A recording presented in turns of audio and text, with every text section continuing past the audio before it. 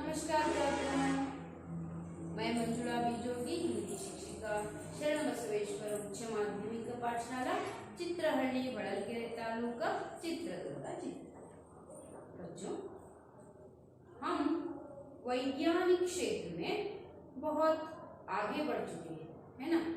किस किस प्रकार हम अपने जीवन की सुविधा के लिए ये तंत्रज्ञान को अपनाया गया है और कुछ कार्य करने के लिए, यानी ऑफिस में हो, कचहरी में, यानी ऑफिस का अर्थ होता है कचहरी में हो या घर में, समाज के किसी भी क्षेत्र में, कोने कोने में हमने क्या किया है, कुछ कार्य आसान करने के लिए तंत्रज्ञान को अपनाया है ना। ऐसे ही एक मानव निर्मित तंत्रज्ञान के आधार पर मानव निर्मित एक यंत्र जो है, कौन सा? यस, रोबोट, है ना। उस रोबोट से हम कार्य को बहुत सुलभ और आसान बना रहे हैं। हम अभी अभी हमारे गांव के आसपास भी इसका नाम सुना है, रोबोट का, है ना। शिमोगा में कुछ दिन पहले एक विषय आया था आपके सामने। क्या है? एक होटल में कौन काम करता है? वेटर का काम एक रोबोट करता है। उसका वीडियो चित्र भी हमने देखा था, है ना, अंतर्जाल में देखा। तो इस प्रकार के एक रोबोट की कथा लेकर मैं आई हूँ। आप सुनने के लिए इच्छुक हैं? बहुत अच्छी कहानी है, रोबोट की कहानी, रोबोट और मानव को जो संबंध करती है। इसीलिए हम आज हिंदी वल्लरी तृतीय भाषा हिंदी 10वीं कक्षा का 12वां पाठ जो है रोबोट, इस पाठ को मैं आज पढ़ाने वाली हूँ। तो लेखक कौन है इसे जानेंगे। डॉक्टर मुखोपाध्याय आलोक। आलोक जी का परिचय हम अगले अवधि में प्राप्त करेंगे। आज सीधा शुरू करेंगे पाठ भाग को, ठीक है। सबसे पहले देखेंगे बच्चों पाठ के आशय को, किस कारण से ये पाठ लिख रहे हैं, क्यों इस कहानी का निर्माण हुआ है, तो समाज के लिए ये कहानी क्या दे सकती है, इसे हम देखेंगे। तो सभी देखिए पाठ का आशय। सक्सेना परिवार नौकर साधु राम को निकालकर रोबोनिल को नियुक्त करते हैं।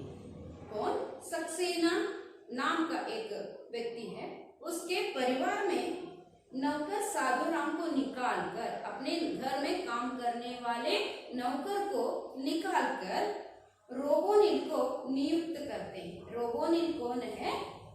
एक रोबोट का नाम है। घर के काम करने वाले नौकर को नौकरी से निकालकर अपने घर का काम करने के लिए रोबोनिल नाम का एक रोबोट रखते हैं। रोबोनिल और दूसरे रोबोट रोबोदीप की मुलाकात होने पर उसके साथ साथ और एक रोबोट का नाम है रोबोदीप। ये दोनों की मुलाकात हो जाती है। मुलाकात का क्या होता है? भेटी।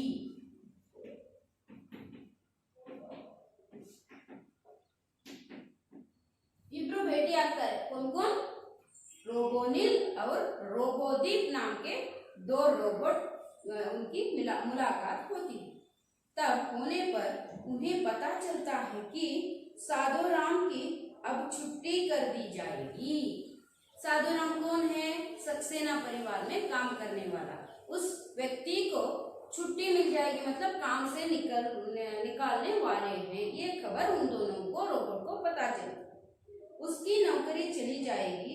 रोबोनिल और रोबोदीप अपने संघर्ष के द्वारा उस व्यक्ति को काम दिलाने के लिए संघर्ष के द्वारा फाइट करते हैं। उस व्यक्ति को काम में रखना ही है किसी भी दृष्टि से, क्योंकि उसको वो गरीब है, उसका जीवन यानी उसी से चलता रहता है, ऐसे व्यक्ति को धोखा हो रहा है। इसे समझकर दो रोबोट ने क्या करते हैं, उस साधु राम को काम में रखने के लिए संघर्ष करना पड़ता है। सक्सेना को मजबूर कर देते हैं। ಯಾವುದೇ ದೃಷ್ಟಿಯಿಂದ ಅವನನ್ನ ಕೆಲಸದಿಂದ ತಗಿಲೇಬಾರದು, ಇಟ್ಕೊಳ್ಳೇಬೇಕು ಅನ್ನೋ ರೀತಿಯಲ್ಲಿ ಎರಡೂ ರೋಬೋಟ್ಗಳು ಸೇರಿ सक्सेनाಗೆ ಏನ್ ಮಾಡ್ತಾರೆ, ಮಜಬೂರ್ कर देते हैं, ಮಾಡಲೇಬೇಕು ಅನ್ನೋ ರೀತಿಯಲ್ಲಿ ವ್ಯವಸ್ಥೆಯನ್ನ ಮಾಡ್ತಾರೆ। कि अंत में रोबोदीप खुश होता, इससे क्या हो जाता है, नौकरी दोबारा मिल जाती, ಮತ್ತೆ ಅವನನ್ನ ಕೆಲಸಕ್ಕೆ ಇಟ್ಕೊಳ್ತಾರೆ। ಅದರಿಂದ ರೋಬೋನಿಲ್ ಮತ್ತೆ ರೋಬೋದೀಪ್ ಇಬ್ರು ಕೂಡ खुशी पड़ता है। उनसे इंसानों को कोई नुकसान नहीं झेलना होगा। ನಮ್ಮಿಂದ ಈ ಮಾನವ ಹಾನಿಗೆ ಒಳಗಾಗೋದು ಬೇಡ, ನಮ್ಮಿಂದ ತ್ರಾಸ ತಗೊಳ್ಳೋದು ಬೇಡ, ನಮ್ಮಿಂದ ಇನ್ನೊಬ್ಬರ ಜೀವನ ಹಾಳಾಗೋದು ಬೇಡ, ನಮ್ಮಿಂದ ಇನ್ನೊಬ್ಬರಿಗೆ ಕಷ್ಟ ಆಗೋದು ಬೇಡ ಅಂತ ಹೇಳಿ ಎರಡು ರೋಬೋಟ್ಗಳು ಯೋಚಿಸಿ ಮನುಷ್ಯನ ಒಂದು ಇದಕ್ಕೆ ತಡೆ ಹಾಕ್ತಾರೆ। ಮನುಷ್ಯ ಕೂಡ ತಿಳ್ಕೊಂಡು ಏನ್ ಮಾಡ್ತಾನೆ, ತಪ್ಪು ಮಾಡ್ತಾ ಇರ್ತಾನೆ। ಆದ್ರೆ ಒಂದು ಮನುಷ್ಯತ್ವವನ್ನ ಯಂತ್ರದಲ್ಲಿ ಕಾಣುವ ರೀತಿಯಲ್ಲಿ ಈ ಪಾಠವನ್ನ ಚಿತ್ರಣ ಮಾಡಲಾಗಿದೆ, ಈ ಕಥೆಯನ್ನ। ಹಾಗಾಗಿ बच्चों हम इस बहुत रोचक और बहुत सुंदर कहानी को हम देखते जाएंगे। अब पाठ भाग को शुरू करेंगे। उसमें आप क्या सीख सकते हैं, ಇದರಿಂದ ನೀವೇನ್ ಕಲಿತೀರಾ ನೋಡ್ತಾ ಹೋಗೋಣ। छात्रों को इस पाठ के द्वारा समझाना जाता है कि मशीन कभी भी मनुष्य का स्थान नहीं ले सकता। ಯಾವತ್ತೂ ಯಂತ್ರ ಮನುಷ್ಯನ ಸ್ಥಾನವನ್ನ ಪಡ್ಕೊಳ್ಳೋದಕ್ಕೆ ಸಾಧ್ಯ ಇಲ್ಲ। ಮನುಷ್ಯ का महत्व और कभी कम नहीं हो सकता। ಮನುಷ್ಯ ಯಾವತ್ತೂ ಮನುಷ್ಯನೇ, ಅವನ ಮುಂದೆ ಯಾವ ಯಂತ್ರವೂ ಕೂಡ ಸರಿ ಸಮ ಅಲ್ಲ। उनके आगे यंत्र जो होता है, जो उसके आगे टिक नहीं सकता। मानव मानवी है क्योंकि उसमें सोच विचार बहुत तेज है, बुद्धिमान है मानव। इसे दर्शाने का एक पाठ है, ये कहानी है। तो हम देखते जाएंगे बच्चों। अभी शुरू करते हैं। वर्षों से सक्सेना परिवार में काम कर रहा था साधु राम। अचानक एक दिन चलती बस से गिरकर उसे खतरनाक चोट आ गई। उसे अस्पताल में भर्ती कराना पड़ा। सक्सेना परिवार बड़ा था। छोटे बेटियों नाती पोतों से घर में हमेशा रौनक और चहल पहल बनी रहती। साधु राम के अस्पताल पहुंच जाने से सभी की तकलीफें बढ़ गई। धीरज सक्सेना से परिवार वालों का यह दुख नहीं देखा गया। तभी परिवार के मुखिया के नाते उन्होंने कोई फैसला किया। इस फैसले के तहत अगले रोज वे रोबोटॉनिक्स कॉर्पोरेशन के कार्यालय जा पहुंचे। पढ़ाई ज्यादा हुई, लेकिन आपके दिमाग में ये विषय गया या नहीं पता कुछ नहीं है। ये कहानी है बच्चों। यहाँ पर साधु राम नाम का एक नौकर यानी सक्सेना के घर में काम करता रहता है। अचानक उसे क्या हो गया, बस से गिरकर ಎಲ್ಲಿಂದ ಬಸ್ನಿಂದ ಕೆಳಗಡೆ ಬಿದ್ದು ಆಕ್ಸಿಡೆಂಟ್ ಆಗಿ ಪೆಟ್ಟಾಗಿತ್ತು। इसीलिए खतरनाक चोट आ गई, ತುಂಬಾ गंभीरವಾಗಿ ಗಾಯಗೊಂಡಿದ್ದ। ಯಾರು? साधु। वो क्या काम करता था? सक्सेना के घर में उनके घर का काम करता था, पूरा काम। इसीलिए तब क्या हो जाता है, अचानक एक बार चलती बस से वो गिरकर तो क्या हो जाता है, उसे बहुत बड़ी चोट आती है। चोट का होता है गायागोमते। उसे अस्पताल में भर्ती करना पड़ा। अभी चोट आई है, ऐसे ही घर में रख सकते हैं? नहीं, अस्पताल में भर्ती करवाना पड़ा। सक्सेना परिवार बड़ा था, इसीलिए उनको काम में रखा था। बहुत बड़ा परिवार है, घर का काम संभालने के लिए उन घर के व्यक्तियों से नहीं होता, इसीलिए करके उन्होंने क्या किया था, एक व्यक्ति को अपने घर संभालने के लिए रखा था। लेकिन अभी वो चोट आकर अस्पताल में भर्ती करवाया गया है, इनके घर का काम कैसे चलेगा? तो इसीलिए परिवार भी कितना था, बहुत बड़ा था। उनके घर में कौन कौन थे? परिवार बड़ा था मतलब कौन कौन थे? बेटे बेटियों, नाती पोतों और बहुत सारे लोग जो थे। घर चहल पहल रौनक से भरा हुआ था। ತುಂಬಾ ಜನ ಇದ್ರು, ಮಕ್ಕಳು ಮೊಮ್ಮಕ್ಕಳು ಎಲ್ಲ ಸೇರಿ ಇಡೀ ಮನೆ ತುಂಬಿ ತುಳುಕ್ತಿತ್ತು. ಖುಷಿಯ ವಾತಾವರಣ ಅವ್ರ ಮನೆಯಲ್ಲಿ ಕಾಣಿಸ್ತಾ ಇತ್ತು. ಒಂದು ತುಂಬಿದ ಕುಟುಂಬ ನೋಡಕ್ಕೆ ನಮಗೂ ಕೂಡ ಖುಷಿ ಆಗುತ್ತೆ. ಫಿಲಂಗಳಲ್ಲಿ ನೋಡ್ತಾ ಇದೀವಿ ಅಷ್ಟೇ ನಾವು ಇವಾಗ. हमारे घर में सिर्फ माँ बाप एक या दो बच्चे, ज्यादा है तो और दादा दादी नाना नानी ये सभी हम देख सकते हैं, सिर्फ इतना है ना, माँ बाप दादा दादी और दो बच्चे या एक परिवार हो गया। तो कैसे ये बड़ा परिवार कह सकते हैं? नहीं, तो इसीलिए इनका परिवार बहुत बड़ा था, घर के सदस्य ज्यादा थे, तब काम भी ज्यादा होता है ना, करने के लिए नहीं होता। तो ये क्या हुआ है, एक्सीडेंट होकर ये अस्पताल में भर्ती है। सभी ने क्या सोचा, अस्पताल पहुंच जाने से सभी की तकलीफें बढ़ गई, ತುಂಬಾ ತೊಂದರೆ ಆಗಕ್ಕೆ ಹಿಡಿತು, ಕೆಲಸ ಮಾಡೋರು ಯಾರು ಇಲ್ಲ ಇದಕ್ಕೆ। धीरज सक्सेना से परिवार वालों का यह दुख नहीं देखा गया। बहुत सभी निराश थे, किसी का काम भी करने वाले कोई भी व्यक्ति नहीं है, घर में बहुत तकलीफ उठा रहे हैं। इसीलिए ये देखकर सक्सेना को नहीं सहा गया। उन्होंने क्या किया, तभी परिवार के मुखिया के नाते उन्होंने कोई फैसला लिया। ಮನೆಯ ಮುಖಂಡನ ಜೊತೆ ಸೇರಿಕೊಂಡು ಒಂದು ನಿರ್ಧಾರಕ್ಕೆ ಬರ್ತಾರೆ।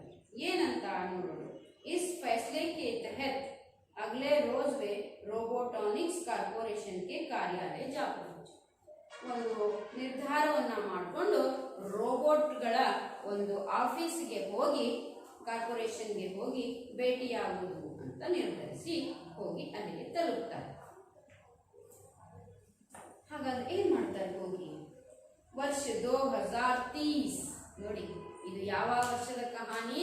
ಈಗ 2000 ನಾವು 20ರಲ್ಲಿದ್ದೀವಿ, ಹಾಗಾದ್ರೆ 2030 ಹೀಗಿರುತ್ತೆ ಅಂತ, 2030।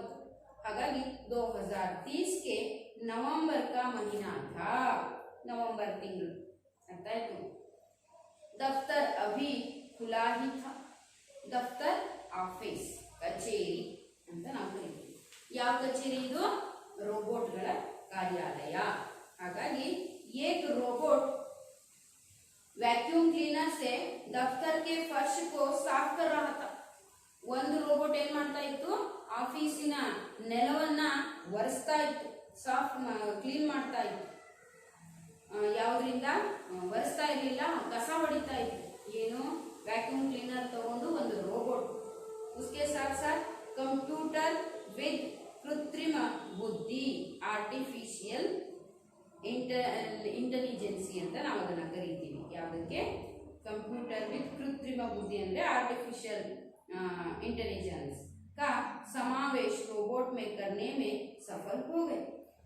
कुछ रोबोटों में तो मानवीय संवेदना के गुण पैदा करने में भी कंप्यूटरीदारी एवं रोबोटिकी वैज्ञानिकों को सफलता मिली। ಈ ಕಂಪ್ಯೂಟರ್ ನಿಂದ ರೋಬೋಟ್ ಅನ್ನು ನಾವು ಕಂಡುಹಿಡಿತಾ ಇದ್ರಲ್ಲ, ಆರ್ಟಿಫಿಷಿಯಲ್ ವ್ಯಕ್ತಿನ ಕಂಡುಹಿಡಿತಿದ್ರಲ್ಲ, ಅದರಲ್ಲಿ ಮಾನವೀಯ ಗುಣಗಳನ್ನು ತುಂಬುವಂತಹ ರೀತಿಯಲ್ಲೂ ಸಹ ಈ ಕೆಲಸ ಕಾರ್ಯ ಅನ್ವೇಷಣೆ ಮುಂದುವರೆದಿತ್ತು ಅಂತ। ಹಾಗಾದ್ರೆ ಏನೇನ್ ಮಾಡ್ತಾರೆ ನೋಡೋಣ। कंप्यूटर पर बैठे एक रोबोट ने ही धीरज सक्सेना का स्वागत किया। जी श्रीमान, मैं आपके लिए क्या कर सकता हूँ ಅಂತ ಕೇಳಿ ರೋಬೋಟ್। ಒಂದು ಕ್ಲೀನ್ ಮಾಡ್ತಾ ಇತ್ತು, ಗೊತ್ತಿದೆ, ಆಫೀಸಲ್ಲಿ ರೋಬೋಟ್। ಇನ್ನೊಂದು ಏನ್ ಮಾಡ್ತಾ ಇದೆ, ಹೋಗಿರುವಂತ ಸಕ್ಸೇನಾಗೆ ಸ್ವಾಗತ ಮಾಡ್ತಾ ಇದೆ। ಏನಂತ? ಜಿ ಶ್ರೀಮಾನ್ ಅಂತ ಹೇಳಿ, मैं आपके लिए क्या कर सकता हूँ, ನಾನು ಏನ್ ಮಾಡ್ಬೋದು, ನಿಮ್ಗೆ ಏನ್ ಹೇಳಿ ಅಂತ, ಏನ್ ವಿಷಯ ಬಂದಿದ್ದು ಅಂತ ಕೇಳ್ತು। जवाब में धीरज सक्सेना बोले, मुझे घरेलू कामकाज करने के लिए एक बुद्धिमान रोबोट की जरूरत है। घरेलू कामकाज ಮನೆಯ ಕೆಲಸ, ಕೆಲಸ ಕಾರ್ಯ, ಕಾಮಕಾಜ ಅಂದ್ರೆ ಕೆಲಸ ಕಾರ್ಯವನ್ನು ಮಾಡೋದಕ್ಕೆ एक रोबोट चाहिए। यह सुनकर काउंटर पर बैठा रोबोट बोला, काउंटर ನಲ್ಲಿ ಕೂತ್ಕೊಂಡಿರುವಂತ ಒಂದು ರೋಬೋಟ್ ಈ ಮಾತನ್ನ ಕೇಳಿ ಹೇಳ್ತು, ಯಾವ ಮಾತನ್ನ, ನನಗೊಂದು ಮನೆ ಕೆಲಸಕ್ಕೆ ರೋಬೋಟ್ ಬೇಕಾಗಿತ್ತು ಅಂತ ಹೇಳಿರೋ ಮಾತನ್ನ ಕೌಂಟರ್ ನಲ್ಲಿರೋ ರೋಬೋಟ್ ಕೇಳ್ಕೊಂಡು ಇವ್ರ ಕಡೆ ಮಾತಾಡುತ್ತೆ, लेकिन घरेलू कामकाज के लिए बुद्धिमान रोबोट क्यों ಅಂತ ಕೇಳ್ತು, ಮನೆ ಕೆಲಸ ಮಾಡೋಕ್ಕೆ ಬುದ್ಧಿವಂತ ರೋಬೋಟೇ ಯಾಕೆ ಬೇಕು ಅಂತ ಕೇಳ್ತು। आप साधारण रोबोट से भी काम चला सकते हैं, ನೀವು ಸಾಧಾರಣವಾದ ಇದರಿಂದ ರೋಬೋಟ್ನಿಂದ ಕೆಲಸವನ್ನ ಮಾಡಿಸ್ಕೋಬಹುದಲ್ಲ, ನಿಮಗೆ ಬುದ್ಧಿವಂತ ರೋಬೋಟೇ ಯಾಕೆ ಅವಶ್ಯಕತೆ ಇದೆ ಅಂತ ಹೇಳಿ ಕೌಂಟರ್ ಅಲ್ಲಿ ಕೂತ್ಕೊಂಡಿರುವಂತ ರೋಬೋಟ್ ಕೇಳಿದೆ। दरअसल मुझे बुद्धिमान रोबोट चाहिए, ನನಗೆ ನಿಜವಾಗಿ ಏನಂದ್ರೆ ನನಗೆ ಬುದ್ಧಿವಂತ ರೋಬೋಟೇ ಬೇಕು ಅಂತ ಹೇಳಿದ್ರು। ಯಾರು? ಸಕ್ಸೇನಾ। ಯಾಕೆ ನೋಡೋಣ, ಈ ಮಾತನ್ನ ನೆನಪಿಟ್ಕೊಳ್ಳಿ, ಯಾಕೆ ಇವರು बुद्धिवंत रोबोट अन्ने कहते हैं, क्यों पूछते हैं, कौन कौन सा कार्य करवाना चाहते हैं, किससे, रोबोट से अपने घर का कौन कौन सा कार्य करवाना चाहते हैं, इनको क्यों बुद्धिमान रोबोट की जरूरत है, ये देखते जाएंगे। मेरे नाती पोतों का होमवर्क, देखिए क्यों रोबोट चाहिए, बुद्धिमान रोबोट, नाती पोतों का होमवर्क भी ये करता है, कौन, रोबोट करता है। ये क्या करते हैं, ऐसे आंखें फाड़ के देखते हैं, शायद खुद कार्य नहीं करते, नाती पोते भी होमवर्क भी रोबोट से करवाते हैं, क्योंकि ये 2030 की बात है ना, ऐसे समय में ऐसी घटनाएं घट सकती हैं ಅನ್ನುವಂತ ಒಂದು ಕಲ್ಪನೆ ಅಷ್ಟೇ। ನನ್ನ ಮೊಮ್ಮಕ್ಕಳ ಗೃಹ ಕಾರ್ಯವನ್ನ ಮಾಡೋದಕ್ಕೂ ಸಹ ನನಗೆ ಬೇಕು, और उसके साथ कराने के लिए एवं वर्ड प्रोसेसर पर मेरा काम संभालने के लिए कंप्यूटर ಅಲ್ಲಿ ಸಹ ನನ್ನ ವರ್ಡ್ ಪ್ರೊಸೆಸರ್ ಅಲ್ಲಿ ಕೆಲಸ ಮಾಡೋಕ್ಕೂ ಸಹ ನನಗೆ ಏನು ಬೇಕು, ಕಂಪ್ಯೂಟರ್, ಬುದ್ಧಿವಂತ ಕಂಪ್ಯೂಟರ್ ಬೇಕು। ಯಾಕೆ ಬುದ್ಧಿವಂತ ಕಂಪ್ಯೂಟರ್ ಅಂದ್ರೆ ಮೊಮ್ಮಕ್ಕಳ ಕೆಲಸಕ್ಕೆ ಮತ್ತು ಕಂಪ್ಯೂಟರ್ ಕೆಲಸವನ್ನು ಸಹ ಮಾಡೋದಕ್ಕೆ ನನಗೆ ಟ್ಯಾಲೆಂಟೆಡ್ ಬುದ್ಧಿವಂತ ಒಂದು ಕಂಪ್ಯೂಟರ್ ರೋಬೋಟ್ ಬೇಕು ಅಂತ सक्सेना काउंटर ಅಲ್ಲಿ ಕೂತ್ಕೊಂಡಿರುವಂತ ರೋಬೋಟ್ಗೆ ಉತ್ತರವನ್ನ ಕೊಡ್ತಾರೆ। ಆಗ ठीक है, जैसे आपकी मर्जी, जब आप ज्यादा कीमत चुकाकर बुद्धिमान रोबोट की सेवाएं लेने के लिए तैयार ही हैं तो हमें भला क्या एतराज हो सकता है ಅಂತ ಹೇಳ್ತಾರೆ। ಯಾರು? ನೀವು ರೋಬೋಟ್ ಮಾತನ್ನ ಕೇಳಿದ್ರಿ, ಅವರ ನಡಿಗೆ ನೋಡಿದ್ರಿ, ಡಾನ್ಸ್ಗಳಲ್ಲಿ ತುಂಬಾ ಚೆನ್ನಾಗಿ ಮಾಡ್ತಾರೆ, ನೋಡಿದಿರ್ತಾನೆ, ಹೀಗೆ ಹೀಗೆ ಹೀಗೆ ಹೀಗೆ ಹೇಗೆ ರೋಬೋಟ್ ನಡೆಯುತ್ತೆ, ಕೆಲಸವನ್ನ ಮಾಡುತ್ತೆ, ಅದನ್ನ ಮಾಡಿ ತೋರಿಸ್ತಾರೆ, ಹೌದು ತಾನೆ, ನೃತ್ಯದ ಮೂಲಕ ಎಲ್ಲ, ಮಾತು ಕೂಡ ತುಂಬಾ ಚೆನ್ನಾಗಿರುತ್ತಾರೆ, ಅದು ಯಂತ್ರ ತಾನೆ, ಅದ್ರ ವಾಯ್ಸ್ ಏನು ನಮ್ಮಂಗೆ ಮಾತಾಡಕ್ ಬರುತ್ತಾ ಇಲ್ಲ, ಅದಕ್ಕೆ ಒಂದು ಕೃತಕವಾದ ಧ್ವನಿಯನ್ನ ಕೊಟ್ಟಿರುತ್ತೆ। ಹಾಗಾಗಿ ಅದು ಹೇಳಿ ಸರಿ, ठीक है, जैसे आपकी मर्जी, ನಿಮ್ಮ ಇಚ್ಛೆ, ಸರಿ ಆಯ್ತು। जब आप ज्यादा कीमत चुकाकर बुद्धिमान रोबोट की सेवाएं लेने के लिए तैयार हैं, ದುಡ್ಡು ಜಾಸ್ತಿ ಆಗತ್ತೆ ಅದಕ್ಕೆ, ಬುದ್ಧಿವಂತ ರೋಬೋಟ್ ಬೇಕಂದ್ರೆ ಅಷ್ಟು ನೀವು ಬೆಲೆಯನ್ನ ಕೊಟ್ಟು ತಗೊಂಡು ಹೋಗ್ತೀರಾ ಅಂದ್ರೆ ಅದ್ರಲ್ಲಿ ನಮ್ದೇನಿಲ್ಲಪ್ಪ ಅಂತ ಹೇಳಿ ಆ ರೋಬೋಟ್ ಹೇಳುತ್ತೆ। धीरज सक्सेना को यह रोबोट बहुत ही व्यवहार कुशल और चालाक लगा, ಅವನಿಗೆ ಇಷ್ಟೆಲ್ಲ ಮಾತಾಡಿದ್ ಕೇಳಿ ಆ ರೋಬೋಟ್ ತುಂಬಾ ಬುದ್ಧಿವಂತ, ಚಾಲಾಕಿ ಇದೆ ಅಂತ ಹೇಳಿ ಗೊತ್ತಾಯ್ತು। सचमुच ग्राहक की नब्ज पकड़ने की कला में वह पारंगत लगता था, ಅಂದ್ರೆ ಪ್ರತಿಯೊಬ್ಬ ಮನುಷ್ಯನ ಅವಶ್ಯಕತೆಯನ್ನ ಅವರ ಮನಸ್ಸಿನೊಳಗೆ ಹೋಗಿ ತಿಳ್ಕೊಂಡು ಅವರಿಗೆ ಉತ್ತರವನ್ನ ಕೊಡುವಂತ ಒಂದು ಚಾಲಾಕಿತನ ಈ ರೋಬೋಟ್ ನಲ್ಲಿದೆ ಅನ್ನೋದು सक्सेनाಗೆ ಗೊತ್ತಾಯಿತು। उस दिन दोपहर को ही कंपनी का एक कार्मिक जो एक रोबोट ही था सक्सेना परिवार में काम करने के लिए रोबोनिल को छोड़ गया। जिस रोबोट का ऑर्डर धीरज सक्सेना ने दिया था उसी का नाम रोबोनिल था। हागेने उस दिन दोपहर को ही कंपनी का एक कार्मिक, ಅಂದ್ರೆ ಇವರು ಆರ್ಡರ್ ಕೊಟ್ಟು ಹೋಗ್ತಾರೆ ಬುದ್ಧಿವಂತ ರೋಬೋಟ್ ಬೇಕು ಅಂತ, ಆರ್ಡರ್ ಕೊಟ್ಟು ಹೋದ್ಮೇಲೆ ಆ ಕಂಪನಿಯ ಒಬ್ಬ ಕಾರ್ಮಿಕ जो एक ರೋಬೋಟ್ ही है ಅದು ಸಹ ಅದನ್ನು ತಲುಪಿಸುವಂತಹ ಒಬ್ಬ ಕಾರ್ಮಿಕ ಕೆಲಸ ಕೂಲಿ ಕೆಲಸದವನು ಸಹ ಏನು रोबोटे ಆಗಿತ್ತು सक्सेना परिवार में काम करने के लिए रोबोनिल को छोड़ गया आया ಅಂದ್ರೆ ಆ ಒಂದು ರೋಬೋಟ್ ಮತ್ತೆ ಬಂದು ರೋಬೋನಿಲ್ ಅನ್ನುವಂತಹ ಹೆಸರಿನ ರೋಬೋಟ್ ಅನ್ನ सक्सेना ಮನೆಗೆ ತಂದು ಬಿಟ್ಟು जिस रोबोट का आर्डर धीरज सक्सेना ने दिया ಯಾವ ರೋಬೋಟ್ ನ ಆರ್ಡರ್ ಮಾಡಿ ಬಂದಿದ್ರೋ ಅದ್ರ ಹೆಸರೇನಾಗಿತ್ತು ರೋಬೋನಿಲ್ ಆಗಿತ್ತು ಅದನ್ನ ಒಂದು ರೋಬೋಟೇ ತಗೊಂಡು ಬಂದು ಇನ್ನೊಂದು ರೋಬೋಟ್ನ ಮನೆಗೆ ತಂದು ಬಿಟ್ಟು ಹೋಯ್ತು ಆ ಕೆಲಸ ಕೂಡ ಪಾರ್ಸಲ್ ತಂದು ಕೊಡುವಂತ ವ್ಯವಸ್ಥೆ ಕೂಡ ಯಾರು ಮಾಡಿದ್ರು ರೋಬೋಟೇ ಮಾಡಿದ್ರು ಅಲ್ಲಿ ಕಸ ಹೊಡೆಯುವ ಕೆಲಸ ಮಾಡಿದ್ರು ಕೌಂಟರಲ್ಲಿ ಅವರೇ ಇದ್ರು ಆಯ್ಕೆ ಮಾಡಿ ಎಲ್ಲ ಸೆಲೆಕ್ಟ್ ಮಾಡಿ ತಂದು ಕೊಡೋದು ಅವರೇ ಆಗಿದ್ರು ಮನೆಗೆ ತಂದು ತಲುಪಿಸುವವರು ಅವರೇ ಮನೆಗೆ ಕೆಲಸ ಮಾಡೋದು ರೋಬೋಟ್ ಈ ತರಹ ಒಂದು ವ್ಯವಸ್ಥೆಯನ್ನು ನಾವು ನೋಡ್ಬೋದು रोबोनिल के घर में आ जाने से सभी ने राहत की सांस ली रोबोनिल किसके घर में आया सक्सेना जी के घर में आया आते ही ये घर वाले सभी ने राहत की सांस ली अप्पा ಅಂತ ಉಸಿರನ್ನ ಬಿಟ್ರು ಇಷ್ಟು ದಿನ ಕಷ್ಟ ಆಗಿತ್ತು क्यों उनके घर का काम नौकर नहीं था काम करने वाला वो अस्पताल में भर्ती था इसीलिए इनका काम बहुत दुखी थे घरों के परिवार वाले सभी इनके लिए इन्होंने क्या सोचा था रोबोट लाने के लिए सोचा था वो भी कैसा रोबोट एक बुद्धिमान रोबोट क्यों बुद्धिमान रोबोट की जरूरत थी क्योंकि वर्ड प्रोसेसर में और नाती पोतों का होमवर्क भी घर के काम के साथ साथ ये काम भी करना था इसीलिए तब बहुत पैसा होता है कहकर काउंटर का रोबोट बोलता है नहीं ठीक है मैं दे दूंगा मुझे एक बुद्धिमान रोबोट की ज़रूरत है ऐसा कहने के बाद एक रोबोट ही लाकर रोबोनिल को सक्सेना के घर में ला छोड़ता है तब ये रोबोनिल आने के बाद इसके घर वाले सभी खुश हो जाते हैं नोडोಣ ಏನು ಮಾಡ್ತಾರೆ सुबह नाश्ता कराने मेहमानों के स्वागत में द्वार खोलने घर के छोटे बच्चों को कहानियाँ सुनाने बच्चों को होमवर्क में मदद करने तथा धीरज सक्सेना के वर्ड प्रोसेसर पर काम करने के अलावा शाम को वह परिवार के पालतू कुत्ते शेरू नाम नेनपिट्ಕೊಳ್ಳಿ ಇದು ನಾಯಿ ಹೆಸರು ಶೇರು ಅಂತ रोबोनिल यारो सक्सेना मನೆಯ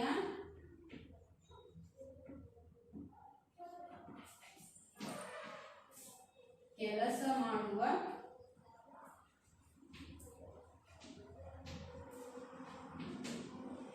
ರೋಬೋಟ್ ಇದು ಏನೇನು ಕೆಲಸ ಮಾಡ್ತಾ ಇತ್ತು ಯಾರಾದರೂ ಬಾಗಿಲಿಗೆ ಬಂದರೆ ಅದನ್ನ ಬಾಗಿಲು ತೆರೆಯೋ ಕೆಲಸ ಮಾಡ್ತಾ ಇತ್ತು ಮನೆಯ ಎಲ್ಲ ಕೆಲಸ वर्ड प्रोसेसर ಕೆಲಸ उसके साथ साथ नाती पोतों का होमवर्क करने का काम ಎಲ್ಲ ಶುರು ಮಾಡ್ಕೊಂತು ಅದರ ಜೊತೆಗೆ ಸಾಯಂಕಾಲದ ಸಮಯದಲ್ಲಿ ಪಾಲ್ತು ಕುತ್ತ ಯಾರು ಶೇರುಗೂ ಸಹ ಅದರ ಹೆಸರು ಸಾಕು ನಾಯಿ ಪಾಲ್ತು ಕುತ್ತ ಅಂದ್ರೆ ಸಾಕು ನಾಯಿ ಅದರ ಹೆಸರು ಸೇರು ಅದನ್ನ ವಾಕಿಂಗ್ ಕರ್ಕೊಂಡು ಹೋಗೋ ಕೆಲಸನ ಶುರು ಮಾಡ್ಕೊಂಡು ಏನೇನು ಮಾಡ್ತಿತ್ತು ಅಂತ ನೋಡಿ ಒಂದು सुबह नाश्ता कराने ಬೆಳಿಗ್ಗೆ ನಾಷ್ಟಾ ಮಾಡ್ಕೊಳ್ಳೋದು मेहमानों का स्वागत अतिथिಗಳ ಸ್ವಾಗತ ಮಾಡೋದು उसके साथ साथ घर के छोटे बच्चों को कहानियां सुनाना ಮನೆಯಲ್ಲಿರೋ ಚಿಕ್ಕ ಚಿಕ್ಕ ಮಕ್ಕಳಿಗೆ ಕಥೆಯನ್ನ ಹೇಳ್ಕೊಡೋದು बच्चों के होमवर्क ಅಲ್ಲಿ ಸಹಾಯ ಮಾಡೋದು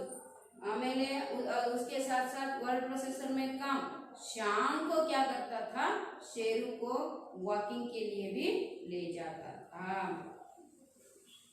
घुमाने के लिए ಅಂದ್ರೆ घुमाना ಅಂತ ಹೇಳಿದ್ರೆ ತಿರುಗಾಡಿಸ್ಕೊಂಡು ಬರೋದು ವಾಕ್ ಮಾಡಿಸ್ಕೊಂಡು ಬರೋದು ಯಾರನ್ನ ನಾಯಿನ ಈ ಎಷ್ಟು ಕೆಲಸವನ್ನ ನೋಡಿ ನಾಷ್ಟಾ ಮಾಡೋದು ತಂದು ಕೊಡೋದು ಮನೆಗೆ ಯಾರಾದರೂ ಗೆಸ್ಟ್ಗಳು ಬಂದರೆ ಹೋಗಿ ಅವರಿಗೆ ವೆಲ್ಕಮ್ ಮಾಡೋದು ಸಣ್ಣ ಮಕ್ಕಳಿದ್ರೆ ಕಥೆಯನ್ನ ಹೇಳ್ಕೊಡೋದು ಅದಾದ ಮೇಲೆ ಹೋಮ್ವರ್ಕ್ ಮಾಡ್ಕೊಳ್ಳೋದು उसके साथ साथ ವರ್ಡ್ ಪ್ರೊಸೆಸರ್ ಅಲ್ಲಿ सक्सेना ಕೆಲಸ ಮಾಡ್ಕೊಳ್ಳೋದು ಸಂಜೆಗೆ ಶೇರು ಅನ್ನೋ ನಾಯಿಯನ್ನ ತಿರ್ಗಾಡ್ಸಕ್ಕೆ ವಾಕಿಂಗ್ ಕೂಡ ಕರ್ಕೊಂಡು ಹೋಗೋ ಕೆಲಸ ಮಾಡಕ್ ಶುರು ಮಾಡ್ಕೊಂಡು